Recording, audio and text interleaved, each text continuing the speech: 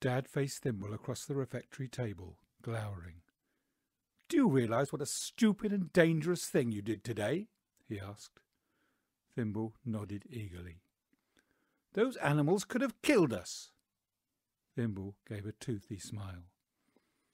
"Thank heaven you didn't bring any of them home with you," added Dad. Thimble's eyes went from side to side in a decidedly shifty way. "Thimble," said Dad sternly, "you didn't bring any of them home with you, did you?" Thimble shot a glance at his shirt pocket. "Thimble," Dad said, even more sternly, "what is in your pocket?" Thimble's hand rummaged in his pocket, then lowered to the table. There were a few seconds of suspense. Then, like a conjurer, he lifted it to reveal... "Ah! A tarantula!" If anything, Dad screamed louder than I did. The noise must have alarmed the tarantula, which bolted straight towards him. Before Dad could say Jack Robinson, which was probably not what he felt like saying, the eight-legged horror had scurried up his arm and settled, like a hairy nightmare, right on his face. Dad stayed very still. "Jams," he whispered, "would you be so kind as to hand me the phone?" I did as asked, switching on the speakerphone in case there was anything that Thimble and I needed to hear. As calmly as possible, Dad tapped out Mum's work phone number, and after a few anxious rings, we heard her familiar tones. "I hope you're not dumping some problem on me," she said, "because I've got enough problems of my own." "Okay," replied Dad as calmly as possible. "You tell me your problem, then I'll tell you mine." "We've had a fire in a wind turbine," said Mum. "Wow," replied Dad. "I wouldn't expect you to understand." "Good," said Dad.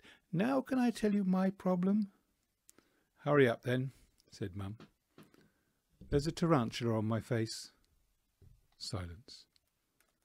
"I wouldn't expect you to understand," added Dad. "Are you serious?" "Oh yes," said Dad. "And so's the tarantula." "How did it get there?" asked Mum. "Up my arm and across my neck." "Don't panic. Tarantulas aren't as bad as people think." "Try saying that with one on your face." "It's probably more scared of you than you are of it," said Mum. "I wouldn't bet on it," replied Dad. "Do you have any useful suggestions?" "Or you can use smoke to make them drowsy," suggested Mum. "Or is that bees?" "You're helping so much." "I don't know," snapped Mum. "Just knock it off with something." "Like what?" There was no reply. I noticed at this point that Thimble was no longer sitting at the table. No, he was right there beside me, holding a cricket bat, which he offered up to me. "Dad," I said, "look what Thimble's got." Dad switched off the phone and, keeping his head very still, examined the bat.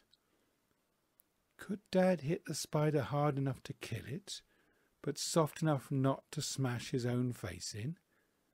A delicate task, but Dad had often told me how brilliant he used to be at cricket.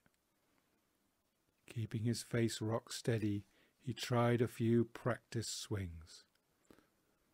"Okay, Jams," he whispered, "I need you to help me. I need to know exactly when to stop the bat, do you understand? So the very second I make contact with the spider, I want you to shout, 'Stop!' Do you understand?" It was a daunting responsibility. "Can't Thimble do it?" I asked. "That," said Dad, "would be sheer idiocy." "But his reactions are faster than mine." "I don't trust him," said Dad. "I do." "It's not your face," said Dad. "I can't do it, Dad." "Okay, okay." Dad attempted to compose himself. "Now listen, Thimble," he whispered. "I need to know exactly when to stop the bat. Okay? So the very second I make contact with a spider, I want you to make that whoo noise that monkeys make. Do you understand?" Thimble nodded. Dad steadied his arm. 1, 2, 3! The tarantula bolted. By now, however, the bat was already on its way, and what a shot it was! If that bat had struck a cricket ball, it would have cleared the ground, let alone the boundary. Unfortunately, however, the bat did not strike a cricket ball. It hit the centre of Dad's face. His proud nose, which had stuck out from his face all his life, suddenly did not stick out any more, and Dad dropped to the floor, rolling around and crying out in some language he had never spoken before. "Who?" said Thimble. Dad struggled into a sitting position and grabbed a tea towel to staunch the bleeding. "Did you see where the spider went?" he gasped. Oh dear. Now we had a tarantula loose in Dawson Castle, a place with so many dark corners it could hide a yak. Thimble!